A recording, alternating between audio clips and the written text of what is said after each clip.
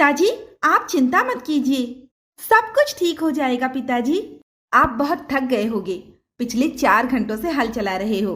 बाकी का काम मैं कर देती हूँ, फिर आप इसमें बीज डाल देना। नहीं निशा, ये तुम कैसे कर पाओगी? ये भारी भी तो है। आप तो मुझे नाजुक कली समझते हैं। मैं तो अपने पिताजी के खेत में भी काम करती थी। लाइए, मैं इसे कर देती हूँ। आप बैठकर खाना खा लीजिए। बेटा रूही, पिताजी को खाना परोस दो। जी माँ। हाथ मुंह धोकर राहुल एक बेजान पेड़ के नीचे बैठ जाता है। वहां पर बस थोड़ी बहुत ही छांव थी और फिर वो अपनी बेटी के साथ खाना खाता है। दूसरी तरफ निशा हल चलाती है।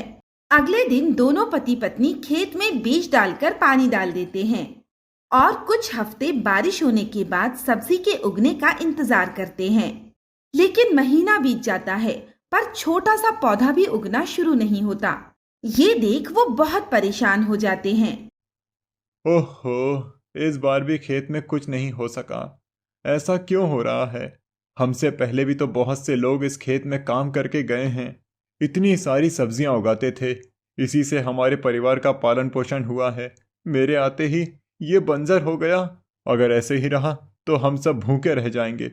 और शिवानी की भी तो शादी करना है, इतनी बड़ी हो गई है।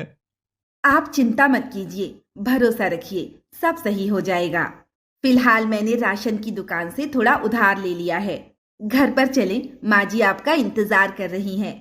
दोनों पति पत्नी घर आ जाते हैं तो निर्मला अपने बेटे से कहती है, सुन बेटा, मेरी ये छड़ी टूट गई है, तू मुझे एक नई छड़ी ला दे। पर तेरे इस खेत का क्या हुआ बेटा? इस मौसम की सब्जी उगी क्या? इस बार भी कुछ नहीं हुआ माँ, सूखा है सब। माँ, मैं स्कूल में अपना जन्मदिन मनाना चाहती हूँ। सब बच्चों को टॉफी खिलाना चाहती हूँ। आप जानती हो ना, पिछले 2 साल से मैं आपसे पैसे मांग रही हूँ, लेकिन आप मुझे देती ही नहीं है। अगले हफ्ते मेरा जन्मदिन है, इस बार तो दोगी ना? बेटा, इस बार तो मुझे दूर दूर तक कोई उम्मीद ही नजर नहीं आ रही। माँ, ऐसे मत बोलो। अगले साल मैं बड़ी स्टैंडर्ड में चली जाऊंगी और तब मैं टॉफी बांटूंगी तो सब लोग मेरा मजाक उड़ाएंगे। आप किसी से उधार मांगकर टॉफी का पैकेट ला दो बस। रूही, क्यों मुझे गुस्सा दिला रही है तू? तुझे एक सीधी सी बात समझ में क्यों नहीं आ रही है? घर में बिल्कुल पैसे नहीं है, यहाँ तक कि 2 वक्त का खाना भी नहीं है, और उस पर मैं तेरा जन्मदिन मनवाने के लिए दूसरों को टॉफी खिलाने के लिए उधार ला कर दूं? खुद खाने को नहीं है और दूसरों को खिलाने के लिए उधार लाऊं? दोबारा मुझसे ऐसी बात मत करना, समझी? वरना मुझसे बुरा कोई नहीं होगा। भाभी, वो अभी बहुत छोटी है, उसका जन्मदिन है। वो अब ये नहीं करेगी तो कब करेगी? मेरी जितनी बड़ी हो गई तो जन्मदिन इतना कुछ खास नहीं होगा उसका। हाँ बहू, शिवानी ठीक कह रही है। माँ जी, आपको क्या लगता है कि मैं अपनी बच्ची को खुश नहीं देखना चाहती?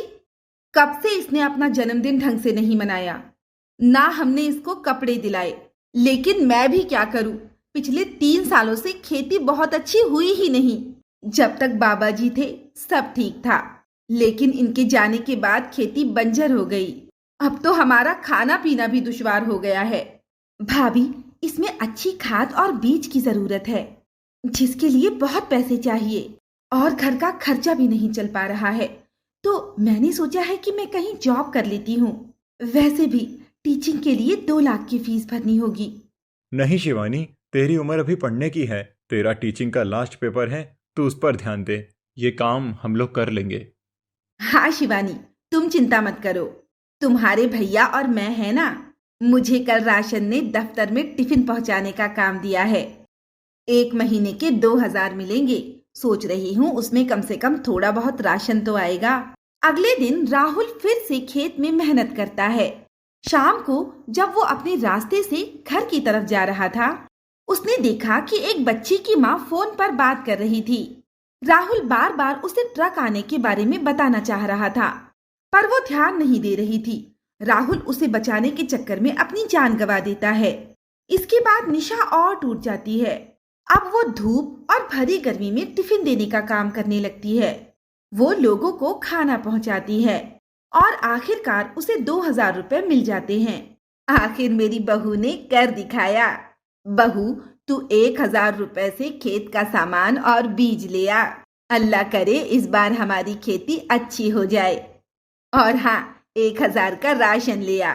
माँ जी, सच बताऊं तो मेरा कुछ भी करने का मन नहीं कर रहा, लेकिन राहुल की जिम्मेदारी अब मुझे ही संभालनी होगी। बहू, चिंता मत कर, मैं तेरे साथ हूँ। मैं भी खेत में काम करूंगी। मैंने तेरे बाबूजी के साथ भी खेत में काम किया था। पर आप इस उम्र में कैसे काम करोगी माँ? और आपके पास तो आपकी छड़ी भी नहीं है। ऐसा करती हूँ, भाभी के साथ काम मैं कर लूं। नहीं बेटा, तू घर और रूही को संभाल।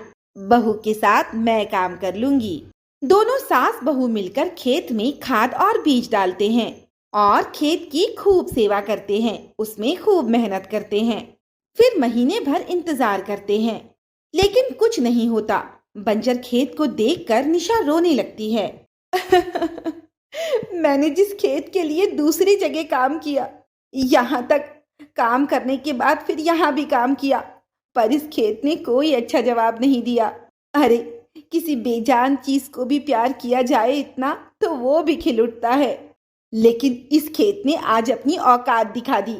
खैर, इसका भी क्या दोष। गुस्से में निशा एक पत्थर हवा में फेंकती है। वो पत्थर एक दरख्त से लगी बोतल से जा लगता है, जिससे वो बोतल टूट जाती है और उस बोतल से एक आत्मा बाहर निकल कर आती है। आखिर 100 साल बाद मैं इस बोतल से आजाद हो ही गया। जिसने मेरी मदद की है, मुझे इसकी मदद करनी चाहिए। मुझे इसकी मदद करनी होगी। वो आत्मा उनके खेत पर जा पहुंचती है। सुनो, तुम ही ने अभी पत्थर फेंका था ना? तुम्हारी वजह से आज मैं आजाद हो गया। सास बहू इस आत्मा को देखकर डर जाती हैं। देखो, हमें छोड़ दो। कौन हो तुम? हमसे कोई मजाक मत करो। गलती से मेरी बहू ने पत्थर फेंक दिया था। अच्छी बात है, मैं तुम्हारी वजह से 100 साल बाद आजाद हुआ हूँ। तुम लोगों ने मेरी मदद की, इसीलिए मैं तुम्हारी मदद करूंगा। तुम लोग परेशान क्यों हो, बताओ? क्या तुम्हारे जैसी आत्मा हमारी सच में मदद करेगी? मैं सच में तुम्हारी मदद करूंगा। मुझे अपनी परेशानी बताओ, मैं तुम्हें हल बताऊंगा। निशा उससे घर के हालात से लेकर पति की मौत तक का जिक्र कर देती है, जिसे सुनकर आत्मा को उनसे हमदर्दी होती है। मेरे पास एक जादू है, जिससे ये खेत एक जादुई खेत बन जाएगा। इस पत्थर को इस जगह पर डाल दो जहां तुम्हें सब्जियां चाहिए। जंतर मंतर हो जा सब्जियों का खेत। बहू पत्थर को जमीन पर डाल देती है। सास ऊपर पानी डाल देती है। जंतर मंतर हो जा सब्जियों का खेत।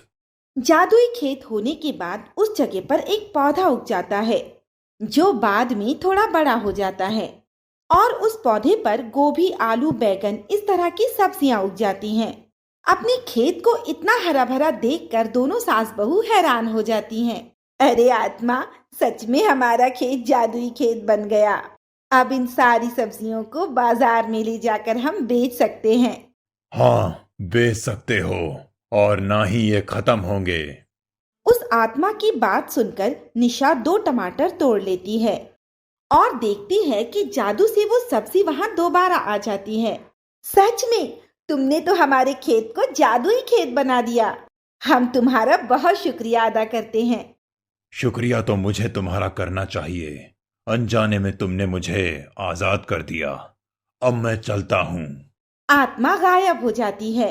वो दोनों सास बहू बहुत खुश हो जाती हैं और दोनों सब्जियां तोड़कर खेत से घर ले आती हैं और फिर उन्हें एक टोकरी में सजाकर बाजार ले जाती हैं।